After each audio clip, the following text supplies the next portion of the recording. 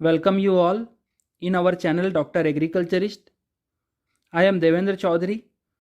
In this video, we are going to learn about the classification of fungicides based on their chemical nature.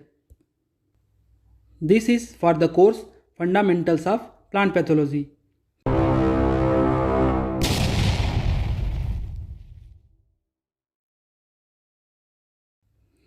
So, fungicides are classified into different groups based on their chemical nature, such as sulfur fungicides, copper fungicides, mercurial fungicides, heterocyclic nitrogenous compound, quinone compound, oxanthin compound, carbendazim group or benzimidazole group, morpholins, dicarboxamide, phenylamide, triazoles, pyrimidine groups, strobilurin groups, organophosphorus and few other group. So एक एक करके detail में सबको देखते हैं. पहले है sulphur fungicides. ये कॉन्टैक्ट फंजीसाइड्स होते हैं और इनमें जो एक्टिव इंग्रेडिएंट होता है वो सल्फर होता है. ये टू टाइप के होते हैं, इनऑर्गेनिक और ऑर्गेनिक. एलिमेंटल सल्फर और लाइम सल्फर ये इनऑर्गेनिक ग्रुप में आते हैं.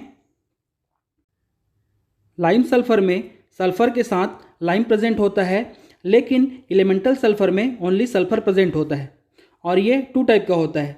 फर्स्ट है डस्ट फॉर्मुलेशन, जैसे कि कोलोडस्ट या माइको 999 और wettable powder, for example Sulfex.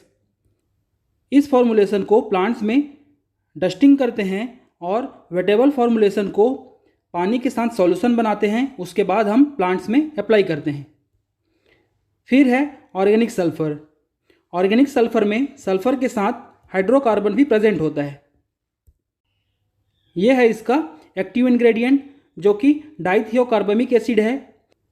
इसमें सल्फर के साथ हाइड्रोकार्बन भी प्रेजेंट होते हैं, मतलब कार्बन और हाइड्रोजन प्रेजेंट होते हैं.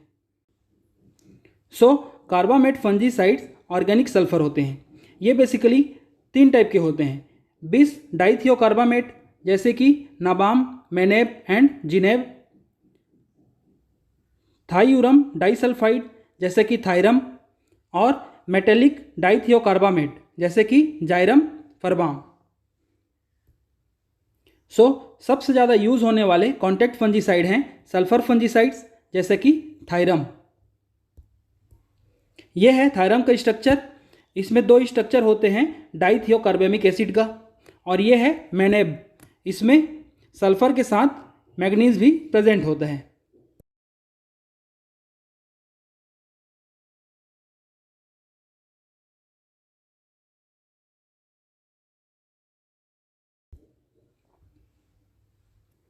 अब आते हैं कॉपर फंजीसाइड्स में. इसमें जो एक्टिव इंग्रेडिएंट होता है वह केमिकल जो कि फंगस को किल करता है वो कॉपर होता है. और इसके केमिकल नेचर के अकॉर्डिंग ये 5 टाइप के होते हैं, जैसे कि क्यूप्रस ऑक्साइड. इसमें Cu2O होता है, जैसे कि फंगीमार.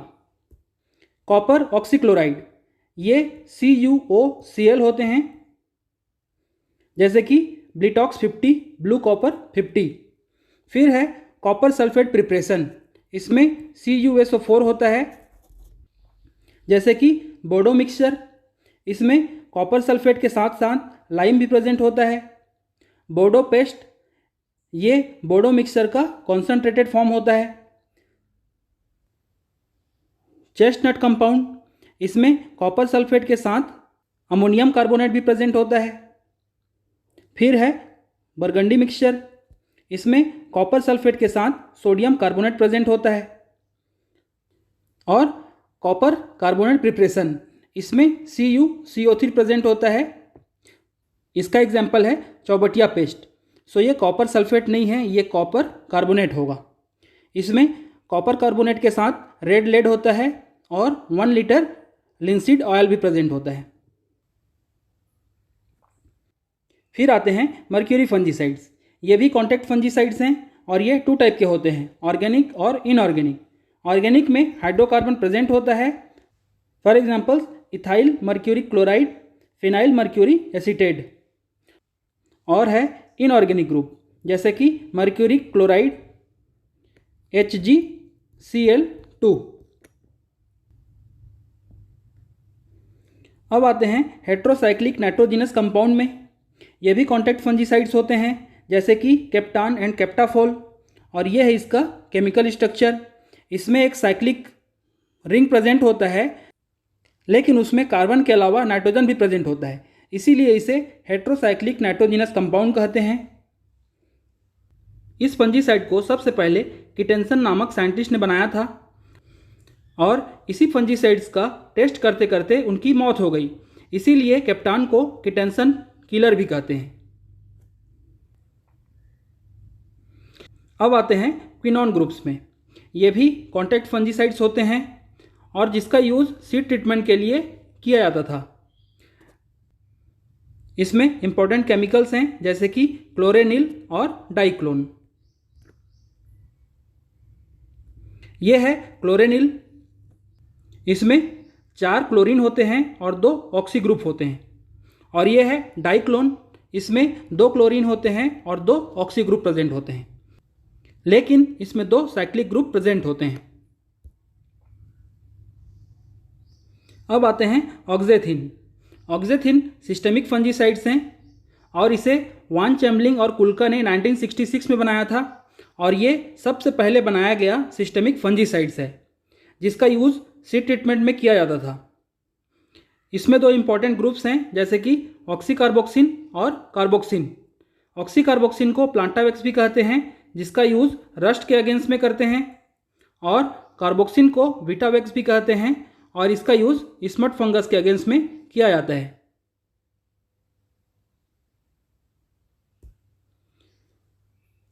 जो केमिकल ऐसे बॉक्स में प्रेजेंट हैं वो सिस्टेमिक फंजीसाइड्स हैं, और जो हेक्सागोन्स में प्रेजेंट हैं वो कॉन्टैक्ट फंजीसाइड्स हैं। जैसे कि ऑक्जेथिन एक सिस्टेमिक फंजीसाइड है, और क्विनोन एक कॉन्टैक्ट फंजीसाइड्स हैं। समझने में आसानी होगी, इसीलिए इसे मैंने हेक्सागोन्स में रखा है, और सिस्टेमिक फंजीसाइड्स को ऐसे बॉक्स में। अब आते हैं बेंजीमेडाजोल ग्रुप्स ऑफ फंजीसाइड्स। ये सिस्टेमिक फंजीसाइड्स होते हैं और फंगस में माइटोसिस को रोकते हैं। मतलब अगर हम बेंजीमेडाजोल ग्रुप ऑफ फंजीसाइड्स को अप्लाई करेंगे तो ये फंगस में जो सेल डिवीजन होता है उसे रोकते हैं। इसमें इंपॉर्टेंट फंजीसाइड्स हैं, जैसे कि कार्बेंडाजिम, जो मार्केट में बेविस्टिन के नाम से अवेलेबल है, बेनोमिल, जो बेनलेट के नाम से अवेलेबल है, थियाबेंडाजोल, थियोफेनेट मेथाइल, मेथाइल बेंजीमेडाजोल कार्बामेट। ये बेंजीमेडाजोल ग्रुप का एक्टिव इंग्रेडिएंट है। ये केमिकल है जो कि फंगस में सेल डिवीजन को रोकता है। अब आते हैं मॉर्फोलिन ग्रुप्स। ये भी सिस्टेमिक फंजीसाइड्स होते हैं, और इसमें नाइट्रोजन और ऑक्सीजन साइक्लिक रिंग में प्रेजेंट होते हैं। इसके इंपॉर्टेंट केमिकल हैं, जैसे कि ट्राइडेमॉर्फ और डोडेमॉर्फ। अब आते हैं डाइकार्बोक्सीमाइड फंजीसाइड्स में। ये कॉन्टैक्ट फंजीसाइड्स होते हैं जो कि डीएनए सिंथेसिस, लिपिड सिंथेसिस और स्पोर जर्मिनेशन और जर्म ट्यूब के फॉर्मेशन को रोकते हैं। इसमें इंपॉर्टेंट मेंबर्स हैं आइप्रोडीन और विनक्लोजोलिन। अब आते हैं फिनाइलेमाइड ग्रुप्स या फिर एसाइल एनिलीन ग्रुप के बारे में। ये बहुत ही इंपॉर्टेंट फंजीसाइड्स हैं, और ये आरएनए सिंथेसिस को रोकते हैं, और यह है इसका एक्टिव इंग्रेडिएंट। इसमें 2 इंपॉर्टेंट केमिकल्स हैं, जैसे कि मेटालेक्सिल और बेनालेक्सिल, और इसका यूज़ लोअर फंगस के अगेंस्ट में करते हैं, जैसे कि पिथियम, फाइटोप्थोरा, अल्बोगो कैंडिडा और डाउनी मिल्ड्यू फंगस के अगेंस्ट में। जो मेटालेक्सिल है वो एप्रॉन या रिडोमिल नाम से मार्केट में अवेलेबल है। अब देखते हैं ट्राइएजोल्स ग्रुप के बारे में। ये भी सिस्टेमिक फंजीसाइड्स होते हैं। जो स्टेरोल बायोसिंथेसिस को इनहिबिट करते हैं। सो फंगस के सेल वॉल में जो स्टेरोल होता है उसकी सिंथेसिस को ये फंजीसाइड्स रोकते हैं। इसमें इम्पॉर्टेंट केमिकल हैं जैसे कि प्रोपिकोनाजोल जो कि टिल्ट के नाम से अवेलेबल है, और इसका यूज़ रस्ट, पाउडरी मिल्ड्यू इन सब में करते हैं। फिर है ट्राइसाइक्लाजोल जो कि बीम के नाम से अवेलेबल है, और इसका यूज़ राइस ब्लास्ट डिजीज़ को कंट्रोल करने के लिए करते हैं। हेक्साकोनाजोल जो कंटाफ नाम से अवेलेबल है, और इसका यूज़ राइस में ब्राउन स्पॉट को कंट्रोल करने के लिए करते हैं। इसमें और बहुत सारे केमिकल्स हैं जैसे कि ट्राइएडिमेफॉन, ट्राइएडिमेनॉल, बिटरटानोल। यह है इसका एक्टिव इंग्रेडिएंट जो कि फंगस के ग्रोथ को इनहिबिट करता है। अब देखते हैं पायरिमिडीन्स ग्रुप। यह है इसका स्ट्रक्चर। डीएनए में जो नाइट्रोजनस बेस होते हैं प्यूरिन और पिरिमिडीन, तो ये पिरिमिडीन के जैसे ही दिखते हैं और ये पिरिमिडीन ग्रुप्स को बिलोंग करते हैं, और ये फंगस में प्यूरिन सिंथेसिस और आरएनए सिंथेसिस को रोकते हैं।